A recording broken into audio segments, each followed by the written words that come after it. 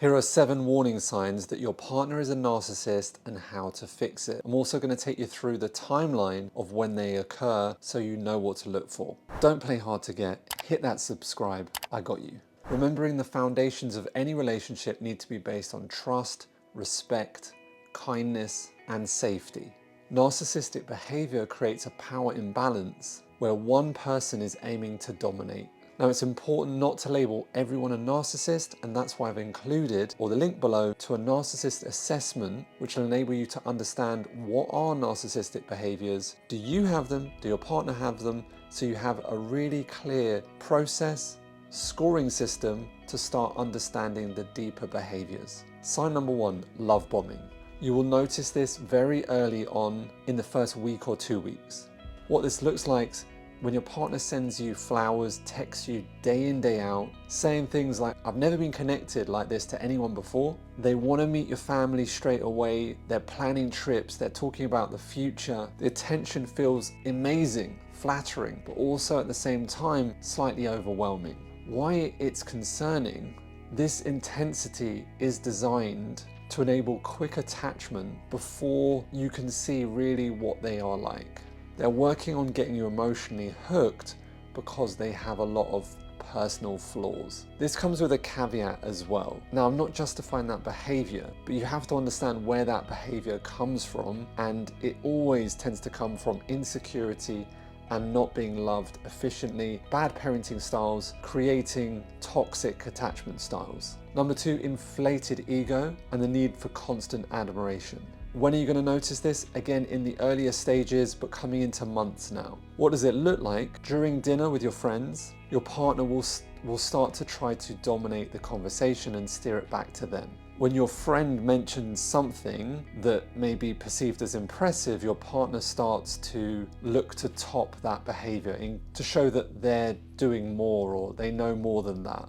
Your partner looks to one-up them, what I call topping. I can do this better sort of behavior. If you happen to mention that they talk over people, response is, I can't help it if I'm so interesting, or I am so successful, or I've done so much. Why it's concerning, it starts to reveal that they need to be the center of attention. They need to feel superior to other people's progression. They find it uncomfortable to see other people more successful than them. That will trigger a response mechanism, and they won't like that. And overall, an inability to celebrate in anyone else's success bar their own. 3, destructive communication. This comes specifically after the honeymoon period, between 2 to 4 months, you'll start to notice this. What it looks like, you're running late for a dinner because of an unexpected traffic mistake, doesn't really matter. They send you a series of angry texts, then give you the silent treatment when you arrive, and when you try to explain the situation, they'll cut you off and say things like, there's no excuses.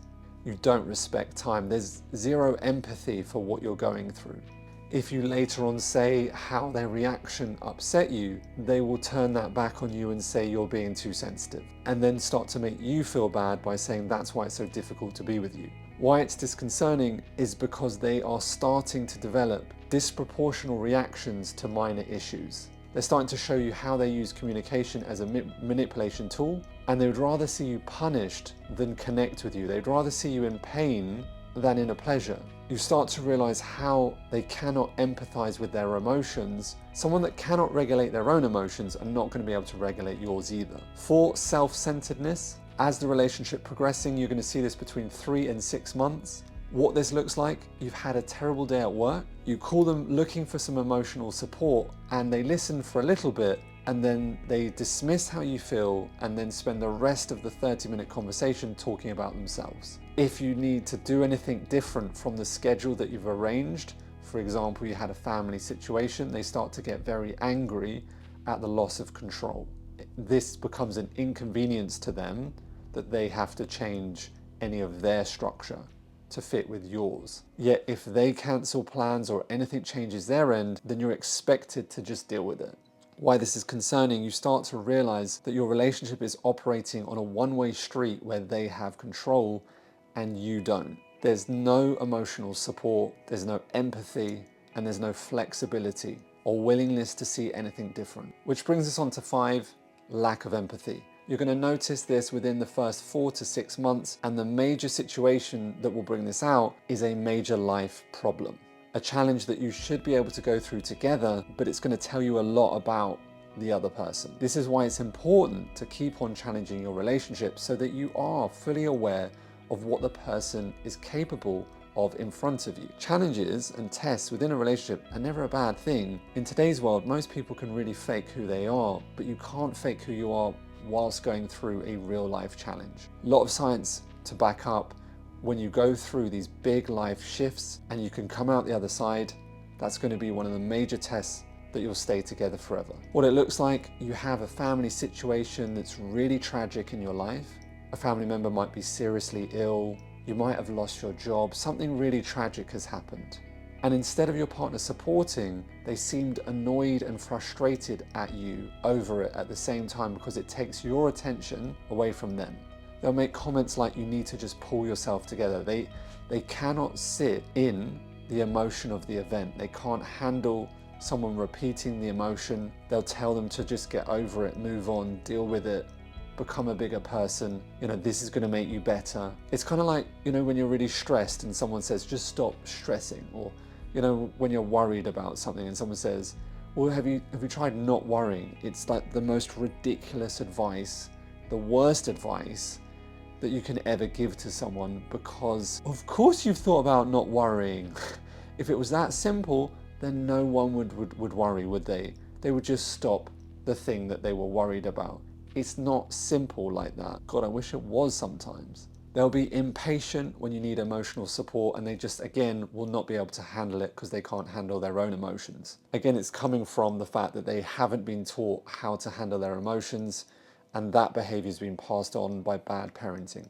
Doesn't excuse it, but you understand where it comes from. If you understand where it comes from, you can heal it if they want to. Why it's concerning, their inability to connect with you on an emotional level will be the massive limitation for being able to sustain a successful relationship together. Number 6, chronic lying. When are you going to notice this? Around 6 to 12 months, if not sooner. Your partner will start saying things that don't match up to things that they've said earlier, and you'll start to notice there is inconsistency with stories.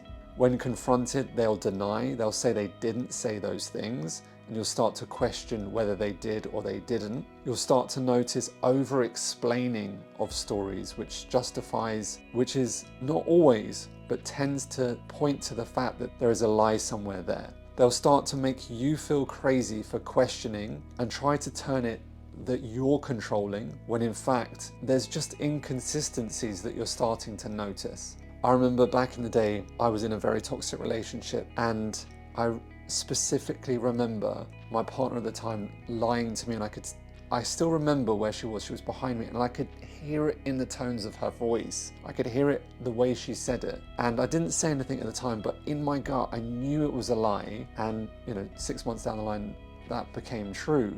One of the most important things is you have to start becoming more aware of the circumstances, take feedback on, and do the best that you can to avoid getting stuck in this bubble, protecting yourself, saying it's going to be okay. Of course, this is where you get feedback. Therapy and coaching would really help so that you get a secondary view and not just a friend view. A friend view is always going to have a specific perception on what's actually happening, and it might not be the truth, and it might be warped from their own experiences and their own bad experiences within these situations. Why this is concerning? Because it starts to make you question your reality and doubt yourself over and over again.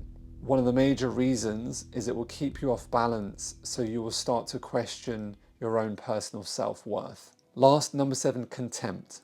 This is the last step when they feel that you're secured, that you're not going to leave, because you're in this push and pull syndrome. Normally beyond 12 months plus, it will take to get someone at that stage. What it can look like is you're getting ready for an important event, you ask how you look, they'll respond with things like, are you really going to wear that? It's underlying passive control.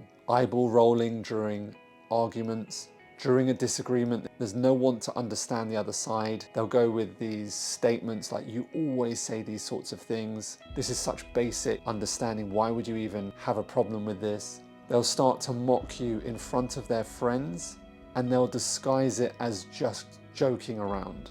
if you bring that up, they'll say you can never take a joke, you're always too serious, you're always too this, and attack your personality again. Why is this concerning? Contempt is the clearest signal they view you as less than them, beneath them. Research states it's the most destructive relationship pattern possibly going, and the strongest predictor in a divorce. Here's some simple protective strategies. Take a relationship slow and don't rush into it, at your own pace, and take your partner through a series of tests so that you can see what they're made of, how they react. You have to get through that honeymoon period. As much as it's amazing and you feel great, that is not who anyone is in a honeymoon period. You need to spend time with them, see how they react to certain situations. How do they treat other people? How do they deal with bad things? How do they deal with the challenges that occur with their life? How do they treat their family? How do they speak to their parents? All of these things will help you understand what that person is like. I'm not saying it defines who they are, because all of those things can change. All of our behaviors can change. So we want to avoid identifying or labeling someone as a narcissist and look at the behaviors that are occurring. Pay attention to how they react when you set boundaries, when you say no.